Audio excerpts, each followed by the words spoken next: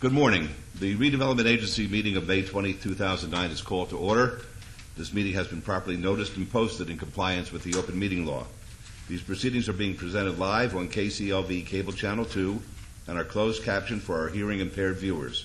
The Redevelopment Agency meeting, as well as all other KCLV programming, can be viewed on the city's website at www.kclv.tv. The proceedings will be rebroadcast on KCLV Channel 2 and the web the Wednesday of the meeting at 8 p.m. and also on Friday at 4 a.m., Saturday at 7 p.m., Sunday at 7 a.m., and the following Monday at 1 p.m. As you know, the building is protected by a state-of-the-art fire detection and suppression sprinkler system, so should an alarm go off, please use the exits, and our marshals will tell you when it's safe to re-enter the building. That's just a cautionary announcement that we make at each and every meeting. We'll now call item number 3. Discussion and possible action regarding a memorandum of understanding between the City of Las Vegas Redevelopment Agency, the City of Las Vegas Urban Chamber of Commerce, and Nevada System of Higher Education for an assignment of amended and restated disposition and development agreement from UCC to UCC and Nishi for a 3.34 acre site in the Las Vegas Enterprise Park, as well as a lease agreement from RDA to UCC for the Las Vegas Business Center at 1951 Stella Lake Street. This is in Ward 5, and this item is related to Council Item number 65. Mr. Aron. Thank you, Mr. Mayor, members of Council. Discussions with the Economic Development Administration as well as with the Nevada System of Higher Education continue to evolve, and as a result, I'd request that you strike this item. It's our intent to bring back an item on a June City Council meeting that reflect the new agreement with the affected parties, including the System of Higher Ed and the EDA concerning the project. All right, thank you. Councilman Barlow. Yes, Mayor, thank you. Bill, if you will, being that Senator Horsford and I held a community meeting last month in regards to bringing a green initiative weatherization building into the Enterprise Park,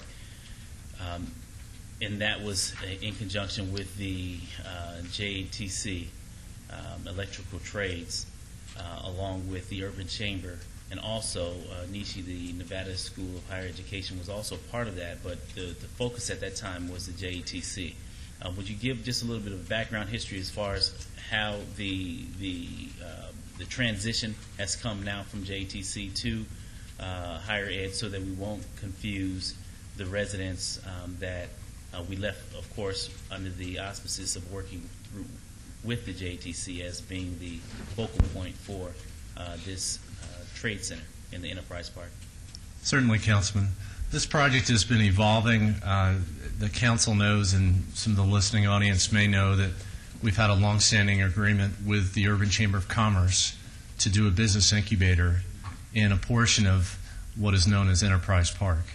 And that relationship with the Urban Chamber has continued to evolve, and we have an exciting new project that's being proposed at the legislature with some of the money from the stimulus, the ARRA, for a green jobs facility in what is being called in the legislature as the Southern Nevada Sustainability Center. Our partnership with the state, in particular with the Nevada System of Higher Education, is very important. They're proposing to offer additional resources for the project. The grant from the EDA still remains committed to the site in the amount of $2 million. The hard construction cost of the project is roughly $3.5 million. So there is an additional $1.5 million that's needed for the project above and beyond what's being offered by the EDA. The project's evolved to the point where we know exactly what the facility is proposed to be. It's proposed to be a green jobs facility to offer job training to area residents and area businesses for programs such as weatherization, and really fits in nicely with the federal funding that potentially is available for the project. In looking at potential partnerships and in discussing the project with the electrical JATC, their core expertise is training with their apprenticeship program. They don't have program administrators, grant administrators, and facility administrators to manage a project such as this. So in discussing with the electrical JATC, with the Nevada System of Higher Education, and with the Urban Chamber of Commerce, what seems to make most sense is to have an entity that could actually manage the facility and manage the grant we've evolved the discussion to where the Nevada System of Higher Education is interested in taking on that responsibility. The EDA is still interested in the project and is interested in moving the capital grant from the Urban Chamber of Commerce to the Nevada System of Higher Education. This is a fairly recent development. It's just happened over the past day, and so we still need to discuss it further with our partners, including the Urban Chamber of Commerce and the Nevada System of Higher Ed. But it's really intended to keep the EDA capital grant in the community for this project and give the project the best position to succeed.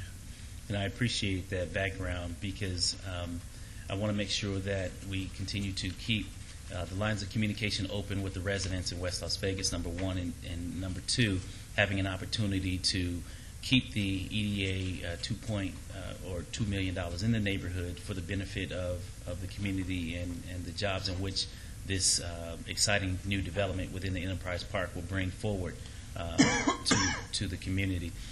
With that being said, Mayor, I would like to move to strike this item, and this item will be coming back before the council at a later date. That would be my motion at this time. All right, thank you. Let's vote, please. Opposed?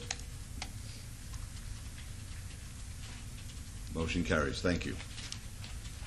May the record reflect that Councilman Steinman, Councilman Ross, and Councilwoman Tarkanian are excused from the RDA meeting.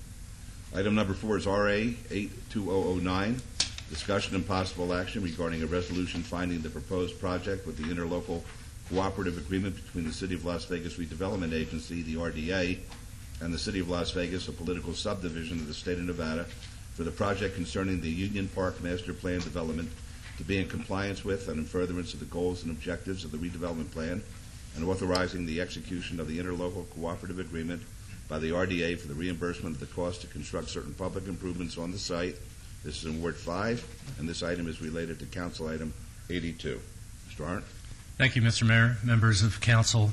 This item is to formally pledge the Redevelopment Agency's tax increment to service a prior debt issue that supports Union Park. The city utilized proceeds from $32 million of general obligation bonds, Series 2006C, to fund construction of infrastructure in Union Park, including new streets, curb and gutter, underground utilities, and the Union Park development located in the redevelopment area. The purpose of this interlocal agreement is for the agency to formally pledge its tax increment to service the debt for that bond issue. This obligation of the agency would be subordinate to all existing indebtedness, and the purpose of this item is to make the finding from the agency board that the public improvements are in furtherance of the goals and objectives of the redevelopment plan. The item is in order, and I recommend approval. Thank you. Any questions of Mr. Arndt or any comments? All right, hearing none, Councilman Barlow. Yes, Mayor, thank you very much. I'm really excited with the opportunity of continuing to move forward with Union Park. This is going to be a premier site for the entire state, and I'm glad that we're continuing to move forward in order to not only build the infrastructure but continue to work with the various developers that are coming into this area to build their various developments to make it a world-class destination. So with that, I would like to move to follow staff's recommendation subject to all amendments of this item. All right, thank you. Let's vote, please. Opposed? Motion carries. Thank you. Item number 5 is RA 9-2009, discussion and possible action regarding a resolution finding the project proposed by the interlocal cooperative agreement by and between the City of Las Vegas Redevelopment Agency, the RDA, and the City of Las Vegas, a political subdivision of the state of Nevada, for the projects concerning the Union Park Master Plan development and the Museum of Organized Crime and Law Enforcement at 300 Stewart Avenue, to be in compliance with and in furtherance of the goals and objectives of the redevelopment plan, and authorizing the execution of the interlocal cooperative agreement by the RDA. This is in Ward 5, and the item is related to Council Item number 83. Mr. Arndt. Thank you, Mr. Mayor. This item is also to pledge tax increment from the Redevelopment Agency to service an indebtedness. The indebtedness is a loan from the city's interfund loan for the sewer fund, and as is mentioned in the item, the uses of the proceeds are for both the Union Park infrastructure as well as the Museum of Organized Crime and Law Enforcement. The item is pledging the tax increment from the redevelopment agency to service the debt.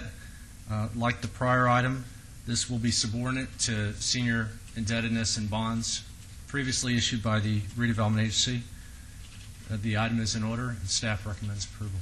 All right, thank you. Are there any questions of Mr. Arndt or any comments? It's not a public hearing, but I'd be happy to hear from you.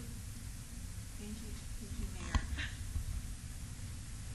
Please identify yourself for the record. Yes, I am Juanita Clark. I'm the spokesperson for Charleston Neighborhood Preservation, and we're really glad to see you all this early in the morning. We've never been here before and this meeting, and I was not aware that it was not a public hearing. We have some concerns, of course, which usually is what brings us down here. This is regarding the RA 2009, item 5 of today.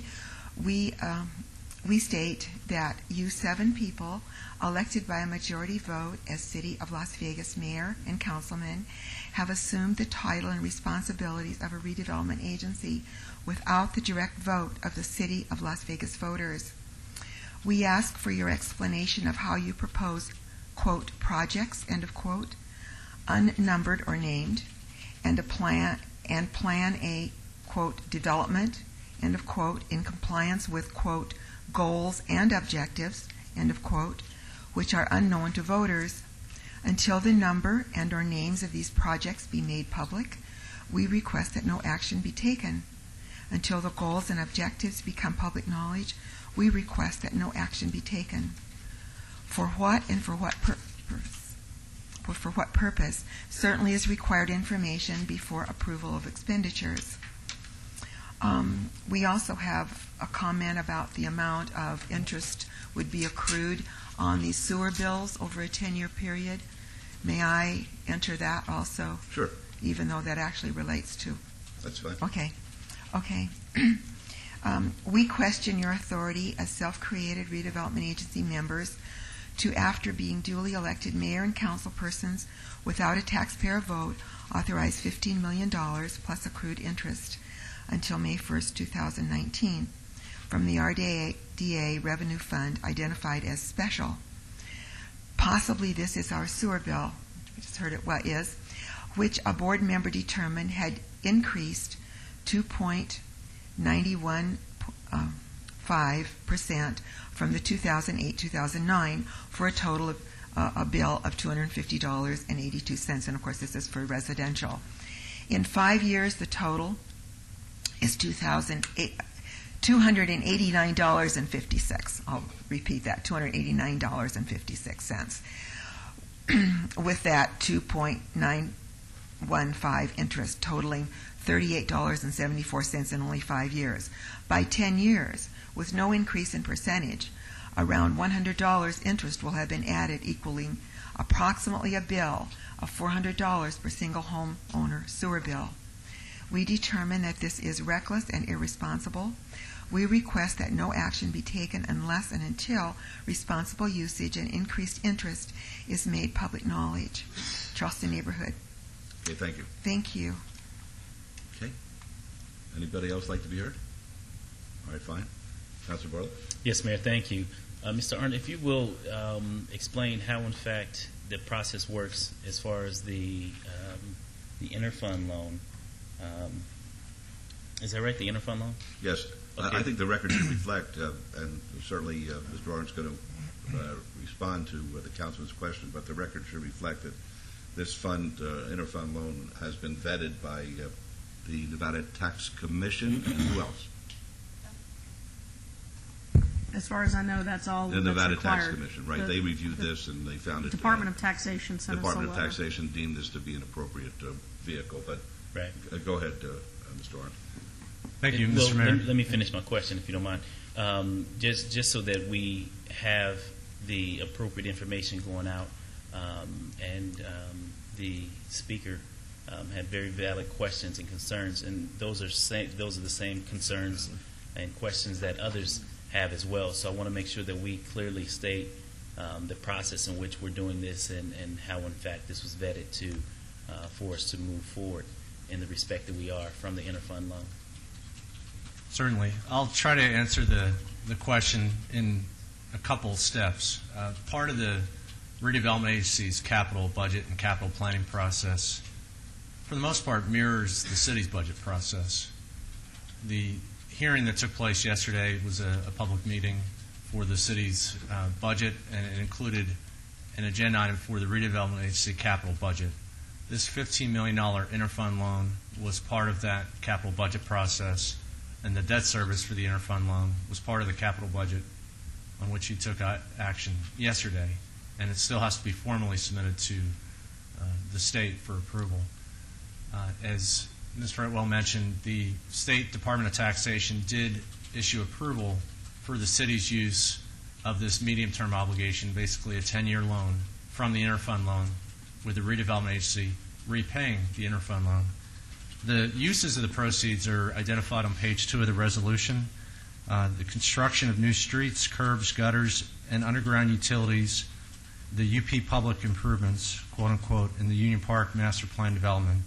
And then second, recreational and community facilities or any other works in connection with the formal federal U.S. courthouse to be constructed into museum improvements.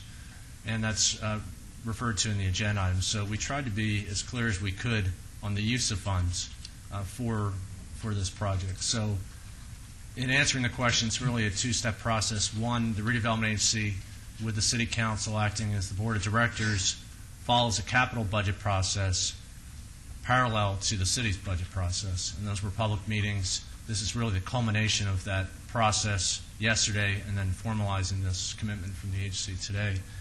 The second question that I heard was, if I understood the speaker correctly, was a question pertaining to what potential impact this might have on residents.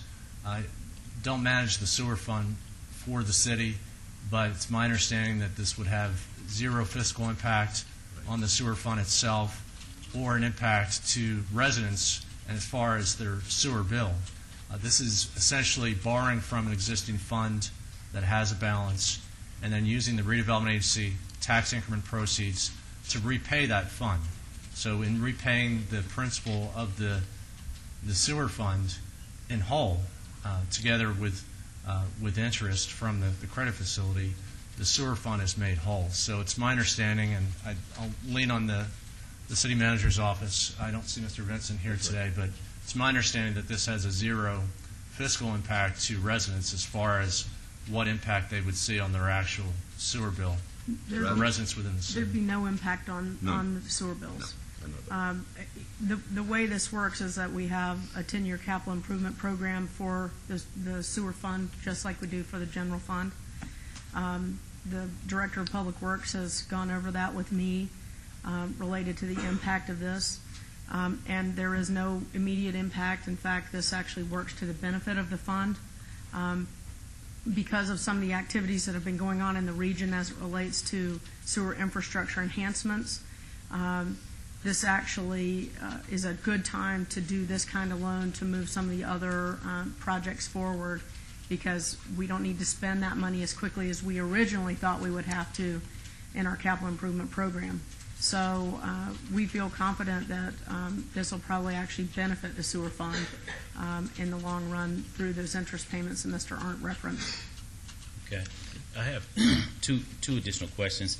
Upon the submission to the state for their approval, is there an opportunity for public comment at that level? The process is really an internal process where the city submits a formal request to Nevada Department of Taxation.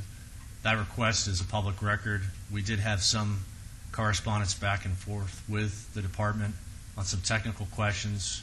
City Finance answered those questions, and so the resulting letter of approval is a letter that was a public record. It's not really a public process because of the size of the financing and the process that's prescribed by state law. So in directly answering your question, it's not mandated to be a public process, but we've tried to, in presenting the item to this board, we've tried to make it as public a process as possible, making sure that the public understands what we're doing, that we did get all the required approvals from the state, and this is really the forum to hear any input from the public through this body, not through a body of the state. Now, you've also mentioned interest. What will be the interest if you know that number as far as going back into the interfund loan over the span of the loan? It's a 10-year term, and I believe it's 3% interest, simple interest, against the $15 million principal. Okay. Thank you. Mayor Goodman, please. Just wanted to amplify something, Bill, and that is that whether it be the general budget process for the City of Las Vegas or the budget process for the RDA, they're always held in public forums. We notice these public meetings. The backup materials are always available to anybody. I know myself and my colleagues up here on the dais are always available for questions or concerns, so we try and make this as transparent of a process as possible. And Juanita, I invite you anytime, and I'm sure my colleagues would agree, if you have questions or concerns, call us up, come in and talk to us about it, because these materials are all available to anybody that wants to review them, because we believe in the transparency, we believe in open government, and so we would invite you at any time, if you have any concerns, to contact us and come in with your concerns. Is that a fair characterization of the process, Mr. Arndt? Yes, I believe it is. Thank you. Councilor Barlow? Yes, Mayor. With that being said, and I want to thank Ms.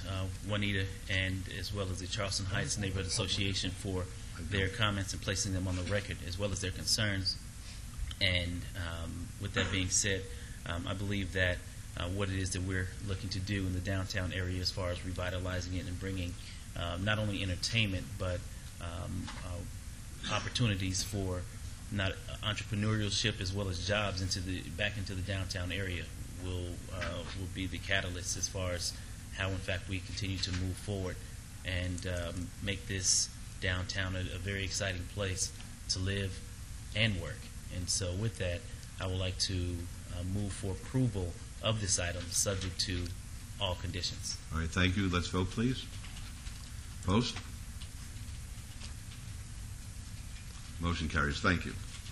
Item number 6 is discussion and possible action regarding a second amendment to parking license agreement between FAEC Holdings Marula LLC and the City of Las Vegas Redevelopment Agency, the RDA, concerning performance obligation tied to the 150 general access parking pass cards issued for the CBS Star Trek Experience venue in the structured parking garage beneath Neonopolis, located at 450 Fremont Street, and this is in Ward 5. Mr. Hart? Thank you, Mr. Mayor. This item is a follow-up item to the existing parking relationship between the Redevelopment Agency with owning the subterranean garage and the owner of the building, FAEC Holdings Marula. There is a representative, Mr. Joshi, here representing the building owner. The Redevelopment Agency entered into a parking license agreement on October 15th of 2008, and in that agreement, the agency granted 50 general access parking pass cards to the operator for operating the building for tenant, including NBC Telemundo, which opens this evening, as well as employees and invited guests. We augmented that agreement to accommodate a second tenant, CBS Star Trek The Experience, to relocate a multi-venue attraction into the facility at Neonopolis, and the tenant had requested 150 parking pass cards to accommodate its needs. So the agency looked to address those needs for the tenant in a similar way that we did for Telemundo. This second amendment amends our prior first amendment to the parking license agreement by extending the term of those parking pass cards to May 1st of 2010. It's meant to coincide with the build-out for the tenant, and the property owner, as I understand it now, is moving away from a two-phase build-out to a single-phase build-out, and this extension is needed to coincide with the finish of that build-out and the opening of the space for the CBS Star Trek Experience. With that, I'd like to invite Mr. Joshi to come up, and I'd be glad to answer any questions that the mayor or the members of council may have. I'm not going to yell. I'm not going to shout. I'm not going to bang on the table. But I really have to get a straight answer from you because I get briefed on the status with Star Trek, and the briefing is different from what you told me when you were in the office. I don't know who's right. Where do we stand with Star Trek? Star Trek, we have a licensing agreement with them, and they wanted to. I would like to have had it open on the day of the new release of the movie on That happened May last 8th. week. That happened the last week, but CBS had a problem with that because they didn't want to do a phased opening to damage their particular brand name, and they didn't know if just to open a restaurant and a bar would be the right thing to do for the brand. So they asked me to do it for May of next year. And we also have a convention in August this year, which is at the Hilton, which we can't get out of. We wanted to bring that to the downtown this year, which brings about 24,000 people. But it'll remain at Hilton this year, so we thought it'll be better, at least the CBS thought, it'll be better to do it next year. So that's where we stand. Okay, so you're telling me that by May 1st of 2010, at least I think you're telling me this, that in the Neonopolis complex, the entire Star Trek experience will be ready for the public to enjoy. That is correct. And I'm saying that because... You don't want to say that under oath, do you? I'm saying that because we are going through right now the planning stages of the Star Trek. After the movie has opened, they have changed their entire ideology of what the experience will be like. What it was at the Hilton is not going to be the one at Neonopolis. So they're going to change all that. And the full concept design, as well as the entertainment-driven components of the Star Trek experience will be ready by October of this year for submission to the city. And that's for the entire plan. And by December, I hope that we can get all the plans and permits and approvals in place so that we can at least open up by May of next year the Star Trek, the attraction. Now, the simulators, there are some parts of it will take a little longer time because of the fabrication of those units, such as one of them is very importantly the simulators, the shuttles, as well as the transport room will be done before the end of the year next year. But at least the front part of the entire Neonopolis will be the Star Trek project, and that'll be open by May of 2010, and that's our intent. Do you have the financing for the front part as well as the simulators at this point? Yes. Financing is available depending on two items. Number one, by October of this year, we would know the entire cost and the bid of the construction costs, and it will depend upon those plans that we have acquired the financing for the entire development, not just the phase development. We hear rumors as to why tenants are leaving. I'll give you credit in this regard. I spoke to the folks from Telemundo, and as it's been indicated, they're having their official opening this evening, and they appear to be very pleased with their relationship with Neonopolis. But the rest of the tenants aren't there anymore. We heard that the movie theater moved out. We heard that some of the restaurants aren't coming in. Could you give us a status report on that? I will. Because of Star Trek coming into the project, we are cleaning up the house right now as to what is the best way to approach this entire building. With that kind of brand name and that kind of investment, when I went to the Galaxy Theater meeting about a month ago in Los Angeles, and when I asked them the question, what should we do now, their advice was to close up the theater, primarily because the digital system is not in place. We have old equipment. So they feel that we should reboot and redefine the entire theater project. As a matter of fact, the first-run movies are not coming to Neonopolis, and that's our biggest problem because we don't have digital program. So we intend to reboot it, redefine the entire theater, and without the new technology, the theaters just don't make it. And in addition to that, the theater, which was owned by us, as you well know, we were not getting paid for parking, which we were supplying, as well as all the utilities are being paid by us. And time came that the air conditioning unit and all the utilities are becoming very expensive for us. Just the HVAC system is about $60,000 a month. There are no tenants paying rent, so it's costing us $720,000 a year. That kind of expense without income, we decided it's better to wait until we redefine the project and put it all together by next year.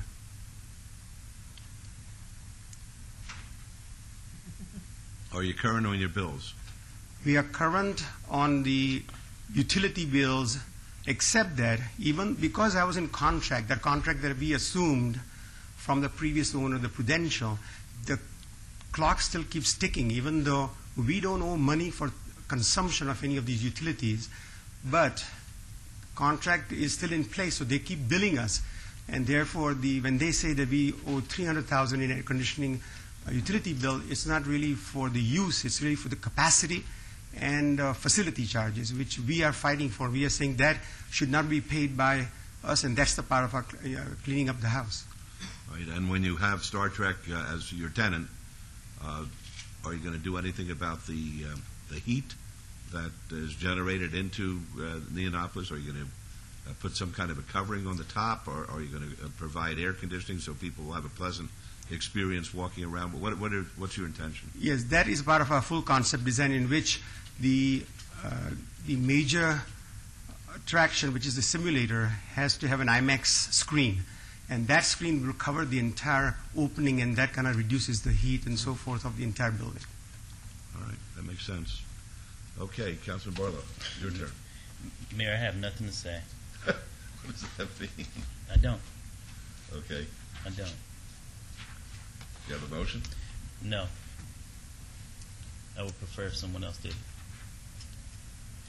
Well, what are we being asked to do, Mr. Aaron, to extend this to May the 1st? We're asking as staff to extend it to May 1st of 2010. Staff does recommend approval. We're really looking to attract this attraction to Neonopolis. We think the incentive is comparable to what may be needed to get the venue open. I would mention that it's not a complete leap of faith for this board, and it should be mentioned for the record and for the listening audience that CBS did provide a letter to the City of Las Vegas January 23rd of this year identifying what rights Mr. Joshi did have with CBS as far as the rights to produce the facility he's trying to produce. So we've been acting in good faith with Mr. Joshi to try to make that happen. It's really your decision as a board to decide whether you concur with staff as far as this incentive with the parking validation being needed to make this happen. Okay, well, Councilor Barlow, during my briefing yesterday, I was advised that if we don't extend the parking, he could very well lose his contractual agreement with the Star Trek people back in New York. And I don't want to do anything that would be contrary to what you believe is best in your ward. But based on that, I am prepared to make a motion that we extend it till May the 1st. I'm not going to say the last time because it's always the last time. Right, and that's where I'm at with I it. know you are. I mean, I don't blame you. Every time, I don't blame you. Josie, I don't with blame all you, due respect, Counsel. every time you come before us, it's always something. I don't blame you. I mean, at what point are you going to deliver on what you bring forward? If you don't know, then say that. Don't come and basically sell these big pipe dreams before this council. I'm really tired of being toyed with. I'm at my wit's end with this. So the staff has asked for an extension to May 2010.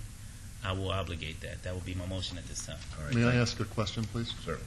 Can we do something, or maybe it's already built into the process, but have some status checks? Mr. Joshi has said that there is a timetable and he expects certain things to happen along the way. If these things don't happen, is there a way you can bring this back before us for reconsideration? We could certainly do that. I'd need direction from this board on how frequent you'd like that feedback, and certainly need Mr. Joshi's consent to appear before this board. Is it possible for us to do a report every 90 days or so, up until that point? Yes, we can. Okay, then that would be my recommendation as amended. All right, that's a motion. If I could clarify the motion, it's my understanding that at those 90-day junctures, it's your intention to be able to terminate the extension of the correct. parking if the deadline has Yes, not been met? having the ability to terminate the parking If there's not progress. if there's not progress. That would be my motion as amended. That's the motion. Let's vote, please. Post? Motion carries. Thank you. You pushed us about as far as we could be pushed. I understand. Okay. Thank you. All right. Item number 7 is citizens' participation. Public comment during this portion of the agenda must be limited to matters within the jurisdiction of the Redevelopment Agency. No subject may be acted upon by the Redevelopment Agency unless that subject is on the agenda and is scheduled for action. If you wish to be heard, please come up to the mic and give us your name. Anybody wish to be heard at this time? All right, seeing none, then we will move on to item number 8. Item number 8 is agency member recognition. Comments made by individual agency members during this portion of the agenda will not be acted upon by the City Council unless that subject is on the agenda and scheduled for action.